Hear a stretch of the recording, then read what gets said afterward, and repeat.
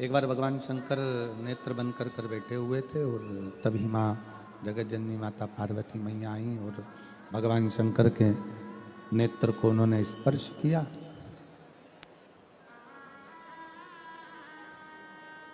नेत्र से एक अश्रु गिरा। उस अश्रु ने एक बालक का रूप ले लिया जिसका नाम अंधकासुर।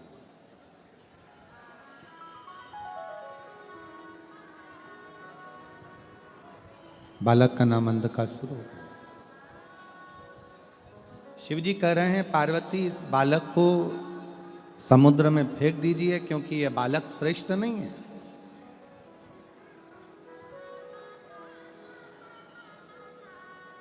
पार्वती जी कहती हैं इसको मैंने अपने हृदय से लगाया है तो ये मेरे पुत्र के तुल्य है, ये मेरे बेटे के तुल्य है। इसको मैंने अपने हृदय से लगाया है तो ये मेरा पुत्र है, ये मेरा बेटा है।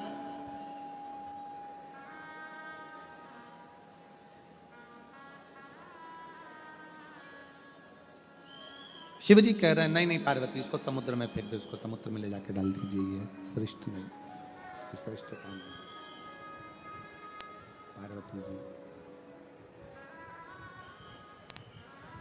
शिव जी का कहना मानकर उस बच्चे को ले जाकर समुद्र के अंदर डाल दिया। समुद्र में जैसे ही बच्चे को डाला, उस समुद्र में तलातल में जल में हिरण्याक्ष रहता था। उसने उस बच्चे को पालन पोषण करना प्रारंभ किया। अब बच्चे का पालन पोषण हिरण्याक्ष कर रहा है। समय निकलता गया, बच्चा बड़ा होता गया। वराह अवतार में भगवान ने हिरण्याक्ष के प्राणों को हर लिया।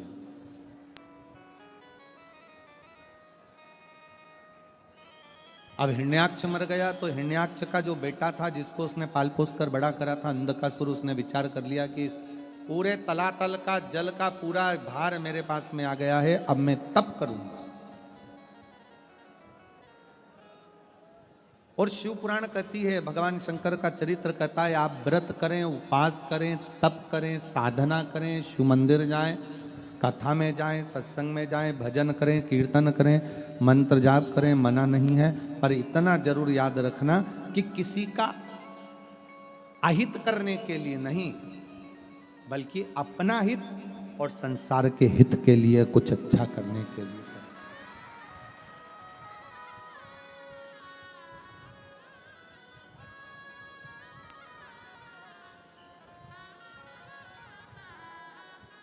अगर व्रत कर रहे हैं, तप कर रहे हैं, साधना कर रहे हैं, उपवास कर रहे हैं, कोई नियम धारण कर रहे हैं, तो दूसरे का भी भला हो और आपका भी भला हो। रिटर्न बढ़ाइए, दूसरे का भी भला हो और आपका भी भला हो। सर्वे भवन्तु।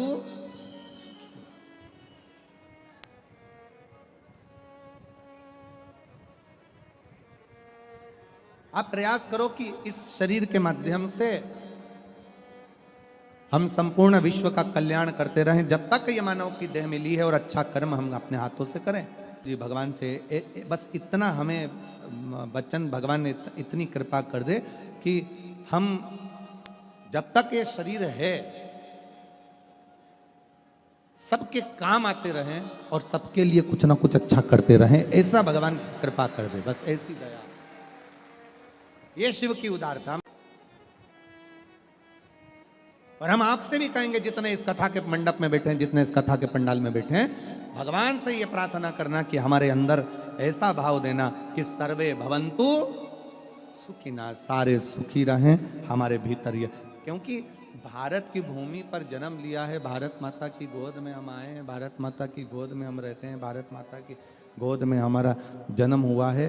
तो ये भारत की भूमि ही केवल एक भूमि है जो हमेशा एक बात कहती है, विश्व का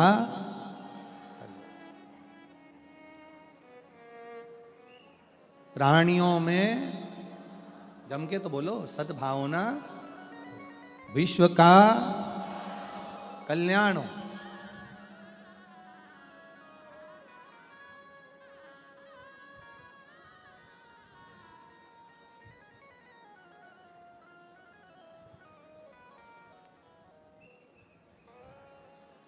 भोजनशाला में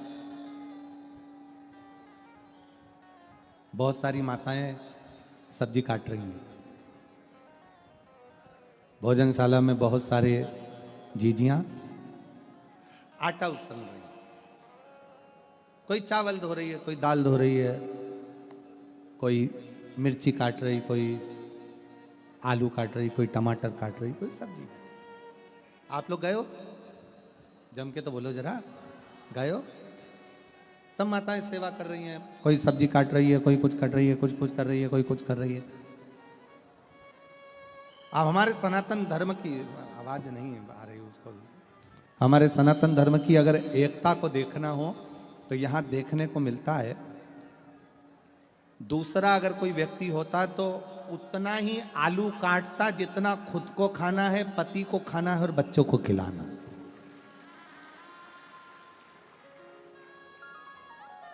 पर ये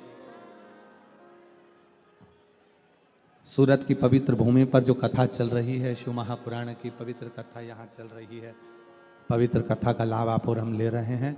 इसमें ये दर्शन करने को मिलता है, इसमें ये देखने को मिलता है कि जो माताएं भोजन बना रही है वो इस भाव से बना रही है कि हम बनाएंगे तो हमारा शंकर आकर पाएगा, हमारा शिव पाएगा।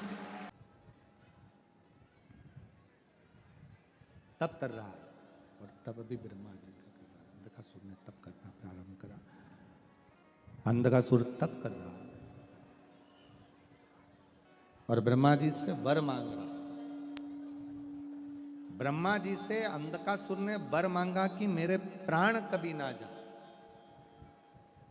मेरा शरीर कभी ना छूटे। हमने परसों की कथा में कहा था, असुरों ने जो भी मांगा बस ये मांगा कि मेरा शरीर ना छूटे। भक्त में, असुर में एक बहुत बड़ा अंतर है। असुर मांगते हैं कि शरीर ना छूटे और शंकर का भक्त मांगता है कि शंकर का द्वार ना छूटे। अंधकासुर कह रहा है कि ब्रह्मा जी से अंधकासुर ने कहा कि आप मुझे दीजिए कि मेरा शरीर ना छूटे, मेरा शरीर ना छूटे। अंधकासुर ब्रह्मा जी से कहा। ब्रह्मा जी कहते हैं कि ये तो हो नहीं सकता कि शरीर नहीं छूटेगा, ये तो होगा नहीं, शरीर तो छूटेगा। और कुछ मांगना हो तो मांग, अगर तुमको और कुछ मांगना हो तो मांग लो। फिर कहा, आप कहते हो कि शरीर छूटेगा तो फिर एक वचन दीजिए, जिस दिन मैं अपनी मां को गलत दृष्टि से देखूं उस दिन मेरा शरीर छूटे। थोड़ा ध्यान देना कथा पर।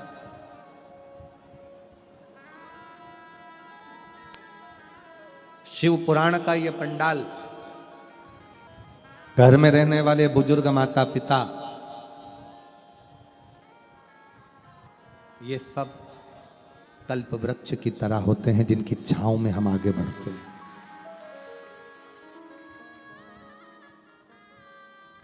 घर में रहने वाले बुजुर्ग माता पिता कल्प वृक्ष की तरह होते हैं।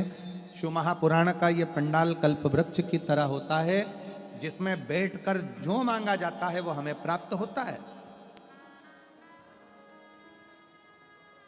हम कई लोगों से कहते हैं, अगर दुनिया में बहुत धक्के खा रहे हो तो एक बार कुबेरेश्वर बाबा की भूमि पर जाकर रात्रि का विश्राम करिए, शाम की आरती करिए, प्रदोष काल की शाम के समय की आरती का दर्शन करो और सुबह बाबा का कंकर शंकर पूजन करो, रात्रि विश्राम करो, बाबा से एकांत में बैठकर 108 बार श्री शिवाय नमस्तुभ्यम का जाप करो। कुबेरेश्वर धाम पर कोई सेवा मिल जाए, झाड़ू लगाने की, कचरा उठाने की, कोई भोजन परोसने की, कोई भोजन बनाने की, भोजन खिलाने की सेवा।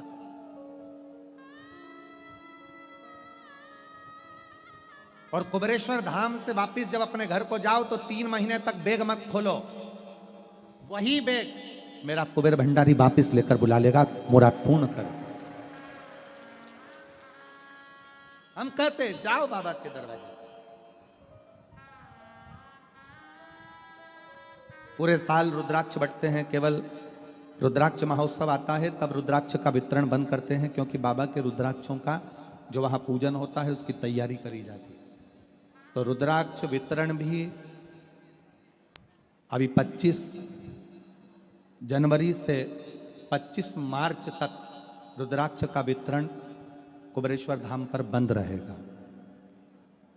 25 जनवरी से 25 मार्च तक रुद्राक्ष का वितरण बंद रहेगा, क्योंकि 25 फरवरी से 3 मार्च तक रुद्राक्ष महोत्सव है। उसमें रुद्राक्षों को तैयार कर कर बाबा का पूजन अर्चन होता है 7 दिन, और वही रुद्राक्ष फिर बाद में आप सबको साल भर वितरित होते हैं, साल भर मिलते हैं। हाँ, यदि किसी को बहुत गंभीर बीमारी है, रोग है और बहुत ज़रूरी में अगर उसको चाहिए रहेगा तो आश्रम पर एक काउंटर लगा दिया जाएगा, जिसमें आप अपनी बीमारी की कोई फाइल दिखाकर आप अर्जेंट में रुद्राक्ष वहाँ से प्राप्त कर सकेंगे। कुबेरेश्वर धाम का रुद्राक्ष कभी बाजार में बिकने को नहीं आता। कुबेरेश्वर धाम का रुद्राक्ष कभी मार्केट में बिकने के लिए नहीं जाता।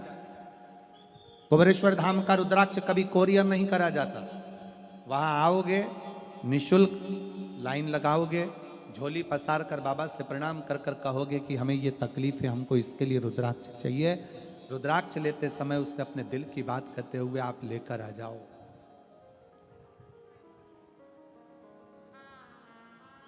रुद्राक्ष लेते समय तुम्हारे हाथ में रंग लगा दिया जाता है। उसका कारण केवल इतना सा है कि आप दुख के कारण यहां आए हो, रंगीन आपकी जिंदगी हो, रंग भरा आपका जीवन हो, इसलिए वहां से रंग लगाकर भेज दिया जाता है। आप ले आओ, अपने हृदय से शिव तत्व की प्राप्ति करिए।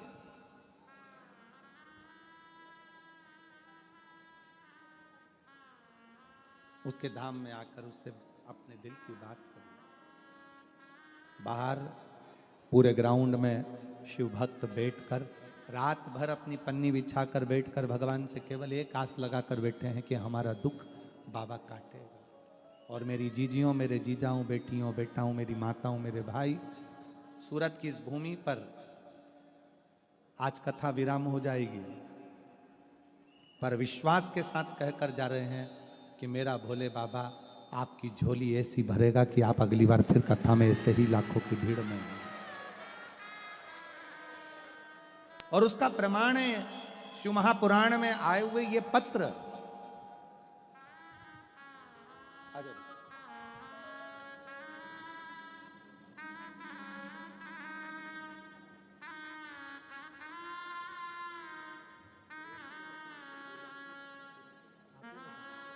यही बेटी पूनम की बैंक में नौकरी लगी है, एक बार जोरदार ताली।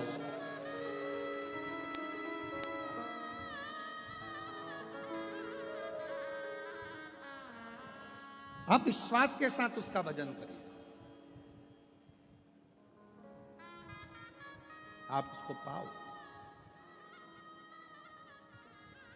शिव कथा कह रहे हैं। अंधकासुर ने मांगा भी तो ये मांगा कि मेरा शरीर ना छूटे। असुर मांगता है शरीर ना छूटे, भक्त मांगता है तेरा द्वार ना छूटे।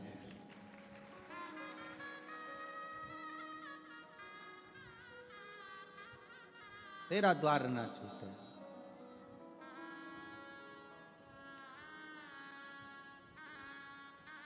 बाबा तेरे दरवाजे की चौखट, तेरा भजन, तेरा कीर्तन, तेरा स्मरण,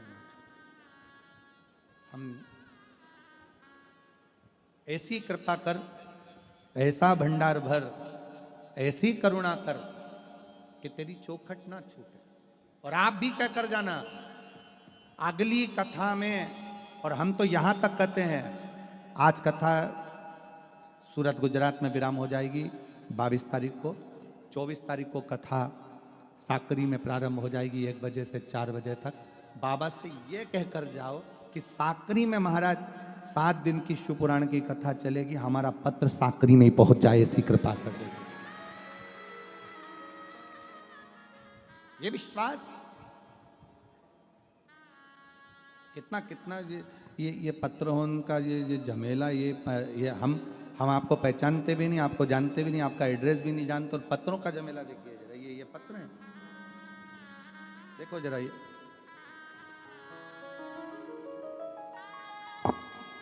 पत्र है।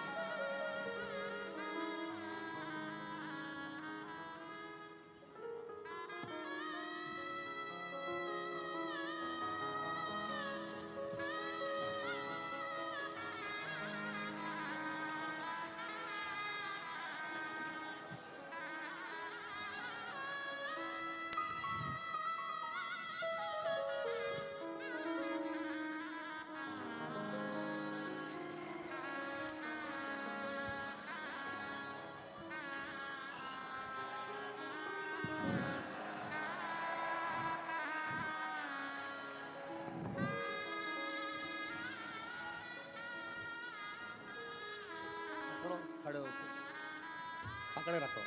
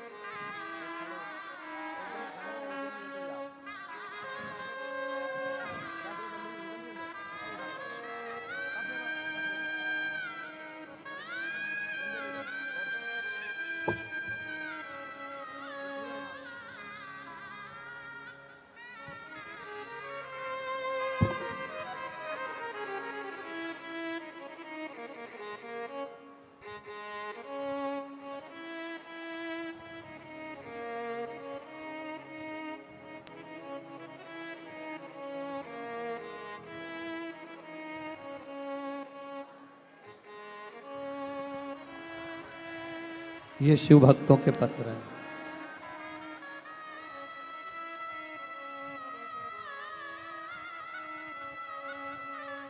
और ये पत्र सीहोर नहीं जाते हैं, ये पत्र आपके यहीं रहते हैं। इसमें आपका मोबाइल नंबर, एड्रेस सब रहता है। जिसको विश्वास ना हो फोन लगाओ, उसके दरवाजे जाकर पूछो कि बाबा ने क्या क्या दिया है, इन पत्रों के माध्यम से क्या क्या लिखकर भेजा गया। उतार लो, शिव तत्व है।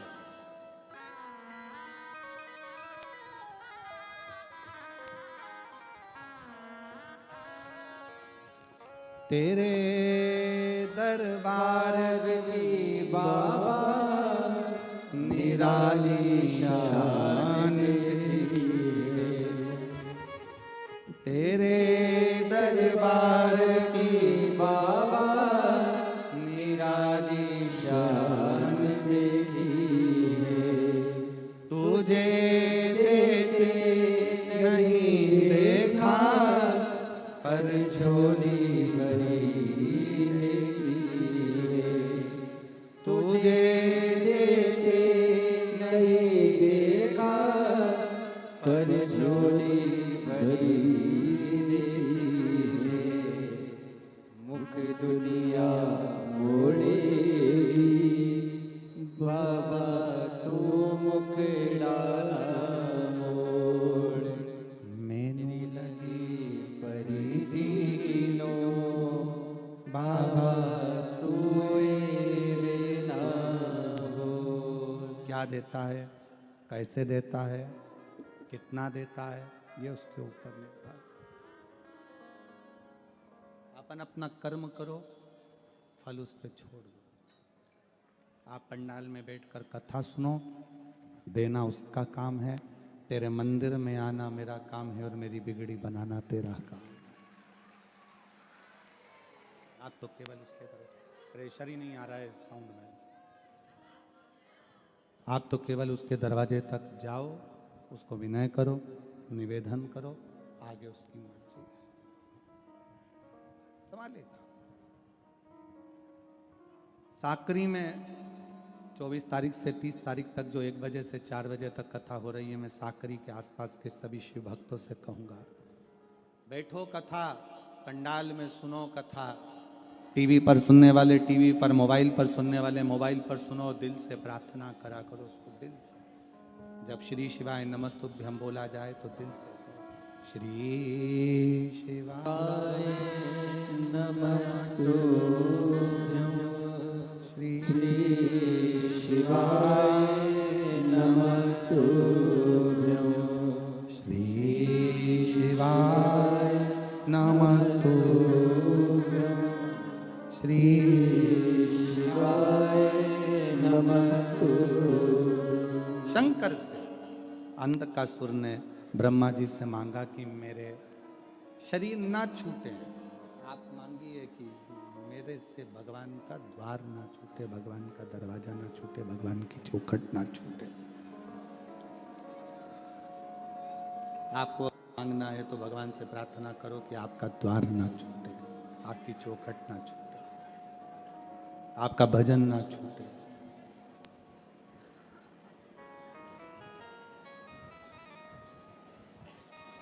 और अगर वो देवी देना तो इसका दरवाजा मत छोड़ना। एक राजा के दरवाजे पर एक सेविका सेवा करती थी, झाड़ू लगाती थी। बूढ़ी हो गई थी वो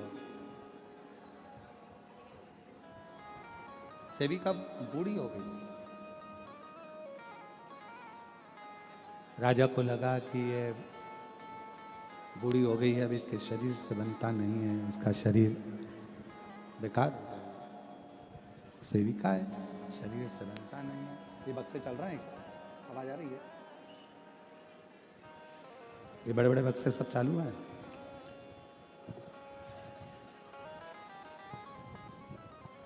सेविका बूढ़ी हो गई है, राजा ऊपर से देख रहा था, सेविका झाड़ू लगा रही थी, शरीर से बन नहीं रहा था।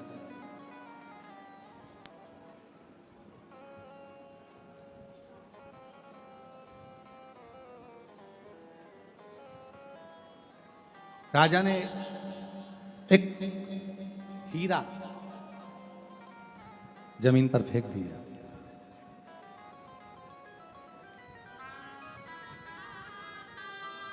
एक हीरा जमीन पर फेंका, सेविका झाड़ू लगाते लगाते उसको वो हीरा मिल गया। हीरा मिला, सेविका ने उस हीरे को अपने पल्लू में बांध लिया और गांठ बंद कर उसको रख लिया, झाड़ू लगाने लगी। राजा को लगा कि अब ये हीरा जो है इसके पास में आ गया है, ये हीरा जो इसके पास पहुंचा है, ये हीरा अब इसका भरण पोषण ये हीरा करा देगा। ऐसा कीमती हीरा मैंने इसको दिया है कि इसका भरण पोषण ये हीरा कर देगा। इतना कीमती दिया। झाड़ू लगाने लगी। राजा को लगा आज इसको हीरा मिल गया है, अब ये सेवा में नहीं आएगी क्योंकि इसको भरपेट भोजन मिलेगा, हीरा बड़ा कीमती है। दूसरे दिन राजा छत पर से वापिस बाहर झांकता है तो क्या देखता है कि वो बुजुर्ग बूढ़ी सेविका झाड़ू लगा रही थी। तो राजा ने उस सेविका से पूछा कि तुमको कल हीरा नहीं मिला? सेविका हाथ जोड़कर बोली, महाराज हीरा तो इतना कीमती मिला कि मेरी 7 पुश्तें बैठकर खा सकती हैं। ऐसा कीमती हीरा दिया है कि मेरी 7 पुश्तें बैठकर खा सकती है, इतना कीमती हीरा मुझे मिला है। तो राजा कहते हैं फिर तुम ये झाड़ू क्यों लगा रही हो? तुम्हारी जब 7 पुश्तें बैठकर खा सकती है तो फिर यह झाड़ू क्यों लगा रही हो, मेरे दरवाजे को साफ क्यों कर रही हो? उस सेविका ने कहा कि जिसके दरवाजे से हीरा मिला है उसके दरवाजे से झाड़ू लगाना कैसे बंद, कैसे बंद कर?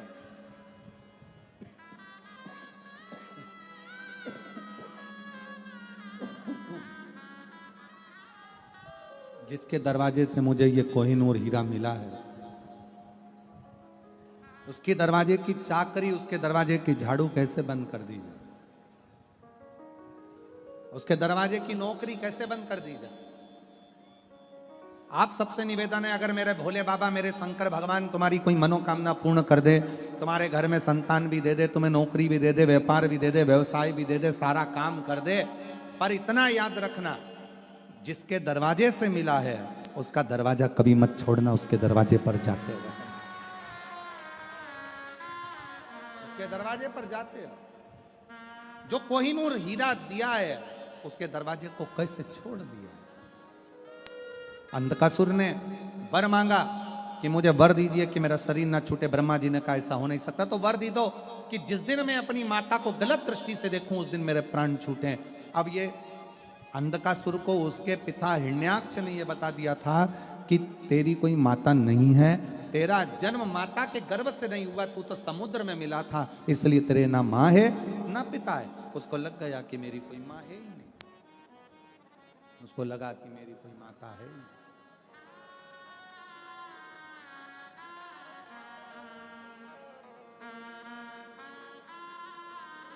बस तथास्तु कह दिया ब्रह्मा जी ने। उसको यह नहीं मालूम कि माता पार्वती ने मुझे गोदी में लिया है और माता जैसा प्रेम किया है। पार्वती जी ने कहा यह मेरा पुत्र है, क्योंकि शंकर भगवान तुम्हारे नेत्र अश्रु से प्रकट हुआ, नेत्र अश्रु से हुआ। समय आया, अंधकासुर ने अपने दूतों को सूचना करी कि मुझे शादी करना है, जो बहुत सुंदर हो उसको लेकर आओ। किसी ने कहा कि जो बहुत सुंदर है पार्वती जी, वो तो शिव जी लेकर चले गए हैं, शंकर जी के साथ उनका विवाह हो गया, शिव जी के साथ में वो विवाह गई हैं, उनको तो शिव जी लेकर चले। उस पार्वती को मैं लेकर आऊंगा। माता को गलत दृष्टि से, गलत भाव से विचार कर लिया, गलत सोच मन में लेकर आ गए, गलत भाव मन में लेकर आ गए।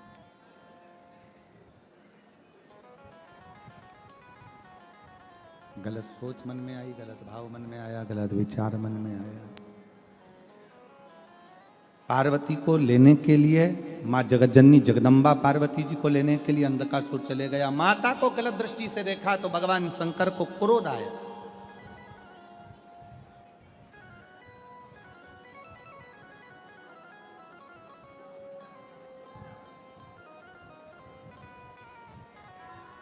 पार्वती जी ने जो शिव जी की ओर देखा, शंकर भगवान ने काल भैरव को प्रकट कर लिया।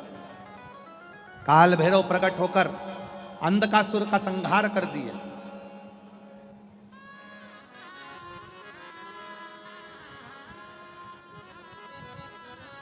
एक स्त्री में बहुत बल होता है, मेरी जीजियां इस बात को जानती हैं। एक स्त्री में बहुत बल होता है, अगर कोई उसे परेशान करे तो वो जवाब दे सकती है। एक स्त्री में बहुत बल होता है, अगर उसे परेशान किया जाए तो वो जवाब दे सकती है, पर वो जवाब देने के लिए सबसे पहले अपने पति की ओर देखती है, अपने साथ में अपने भाई की ओर देखती है, अपने पिता की ओर देखती है।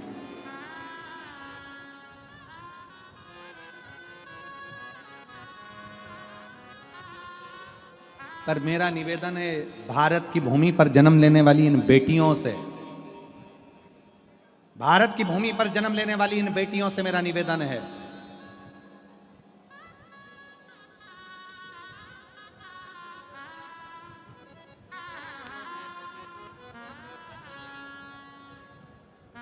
कि आज का जो समय है बड़ा विचित्र समय है। आज के समय में छोटी छोटी बेटियों के साथ में जो गलत कृत्य हो रहा है, उसको दूसरा कभी नहीं रोक सकता। मेरा निवेदन है,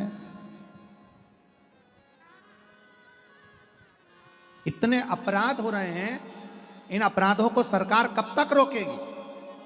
इसलिए शिव महापुराण की कथा कहती है, सरकार इन अपराधों को रोक नहीं पाएगी, संस्कार इन अपराधों को रोक सकता है। हमारे संस्कार, हमारी श्रेष्ठ संस्कार दिए हुए इन अपराधों को रोक सकते हैं। आप अपने संस्कार अपने बच्चों को दीजिए, अपनी बेटियों को उतना प्रबल कर दीजिए कि कोई निगाह उठाकर देख ले भला।